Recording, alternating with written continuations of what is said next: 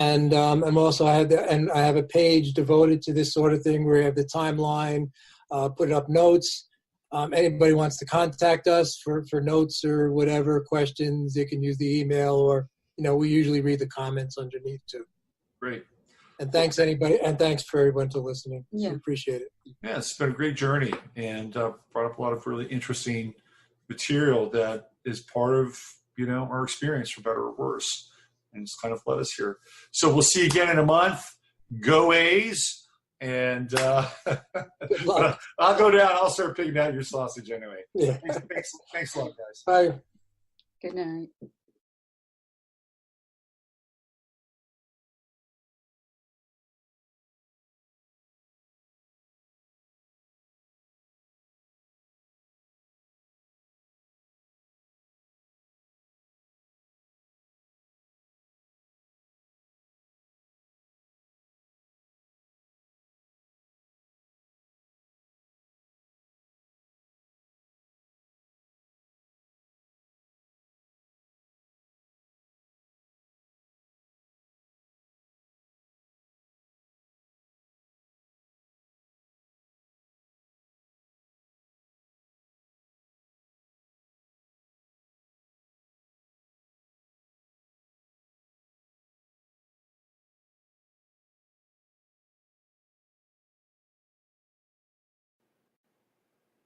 Hey, what's happening? Robert Phoenix back here again. And you've been listening to Steve and Krys Crimi. And our little dive down the memory hole of one John Dee. And that stuff about the D Tower is totally fascinating, especially based on the year that thing was built. And when you go over to YouTube, you'll be able to see the actual visuals of the D Tower that is in Connecticut. So I just wanted to follow up here very quickly. And by the way, thanks again to Steve and Krys. And we'll be back with them next month. We'll be looking at sort of the aftermath of Dee and Bacon, where all this is going. Just wanted to give you some updates on the Kavanaugh situation. While we were away, the big development, this was probably just like minutes after I hit play for the show. There was, and I could see that this was happening. You could tell that there was a deal going on by what was taking place in the anteroom, which is the room that's just off of the Senate Judiciary Chamber. When you walk through the mirrored portal, you step through onto another reality. And in that reality, the duality or the polarity that we see displayed before our eyes as part of the theater goes away. And they become just like drinking buddies at a bar somewhere in Georgetown together. That's what they are, ultimately. They all laugh, they all smile, they all high-five each other, they all shake each other's hands, because they all know that they're on the gravy train. And they're all basically supporting their agendas, and every now and then they pretend to have a little shootout at the OK Corral, but they're all firing blanks, because nothing ever happens. So what did happen is Jeff Flake flaked out on the Republicans, supposedly, theoretically. And this guy does not look healthy, by the way. I was looking at his face. He's got a big knot on the top of his head on the right side, upper temple. His face is flushed and red. Everything is sort of moving downward energetically. He does not look healthy, this Flake character, who, by the way, hates Donald Trump. And he went on a very soft yet impassioned plea to be able to bring this to the FBI. Now, this was always, I believe, part of the plan. I don't think it was some kind of a last-minute deal. I don't think it was some part of some last-minute deal.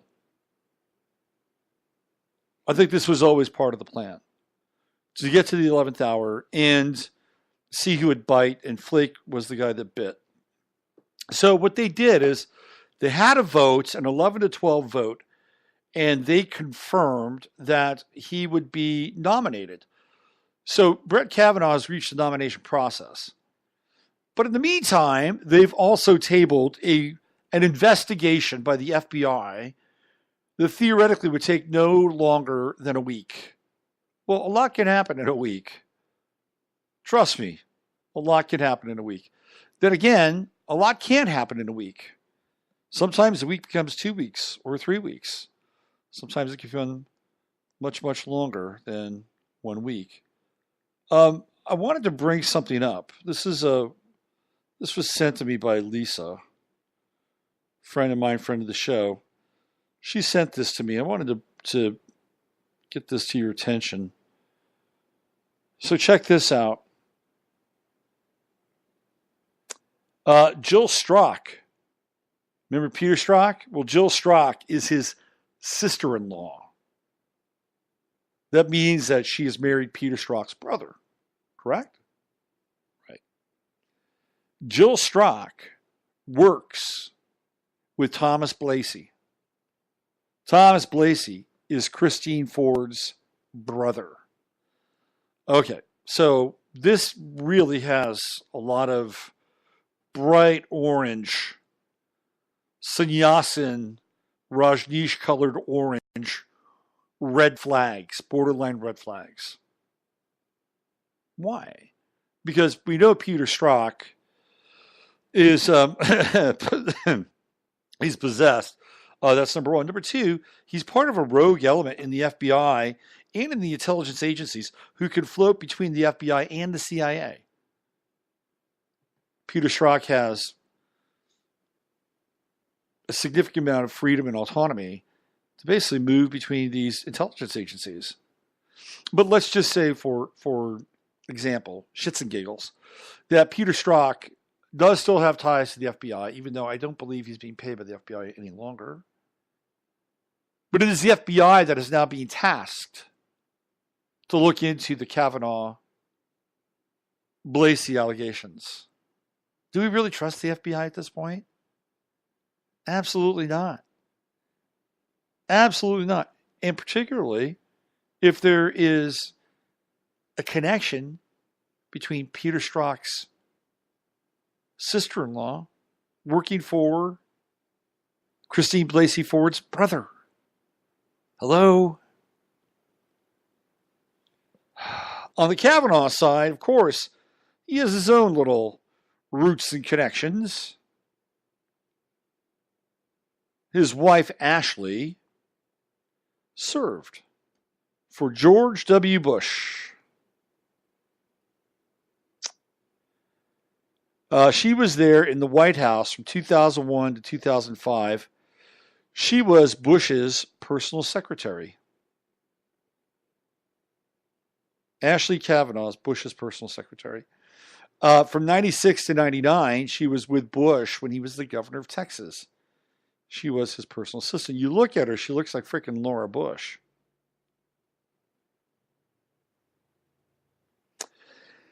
Not only that, but she was the personal assistant for the Bush-Cheney presidential campaign.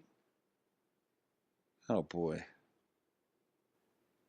The Bushes even attended the Kavanaugh's wedding back in 2004. So we've noted that there's a very strong Bush connection between Brett Kavanaugh and Bush. It's amazing. Again, we're seeing this wrist wrestling, this arm wrestling between these two factions. And they're literally tearing the country apart. They're tearing the country asunder. You know, I've been spending time going back and really looking at this period when Rajneesh had Rajneeshpuram in Antelope, Oregon, circa 1981 to about 1985. And that was during a time when I was traveling around the country and the world, checking out alternative spiritual communities. It was during that time I'd been to Findhorn. I was in Findhorn in the fall of 1984, November of 1984. And it was like the last outpost of Neptune and Sagittarius. And I'd been to two other spiritual communities during that time. one in Massachusetts, which I don't believe exists at this point. It was called Sirius, Sirius, and I don't believe it's around anymore. The founders of the community moved to California, and one of them, Corrine McLaughlin, as I mentioned before, passed away about 2 weeks ago. The wife of Gordon Davidson. So I was there a month, and I was thinking about contemplating what was happening at that time spiritually. We talked a little bit about this with Steve and Krys, and there was an opening during the late 70s, early 80s, but really the early 80s, like 80, 81, 82, right around there, when Uranus was in Sagittarius and Neptune was in Sagittarius. There was a real opening at that point in time. And Uranus stuck around in Sagittarius for a while as Neptune moved ultimately into Capricorn, and that would happen in 1985. And Neptune would be in Capricorn for a very long time after that. Through the bulk of the birth of the millennials, by the way, because they had that Uranus-Neptune conjunction, which is in all their charts. So I was thinking about that, and I was thinking about the quality and the nature of spiritual experience. And spirituality was really high on the totem pole then. And there were a number of different types of spirituality. It was really a very powerful time. I mean, you had people like Thomas Berry, who were coming out of this sort of ecumenical, earth-related sort of Gaia movement. Father Thomas Berry, right? I mean, it was this interface where the earth as an ecosystem, converged with sacred Christianity.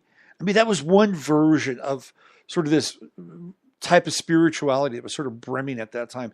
And you could find it anywhere. You could find it in the poems of Wendell Berry, a farmer who wrote poetry with a glowing reverence for the land. I mean, this was a time where things were happening. There were songs that reflected the spirit of the times. What about a track like Sanctify Yourself by the Simple Minds? Or even the material of U2 during that time, which was incredibly exuberant.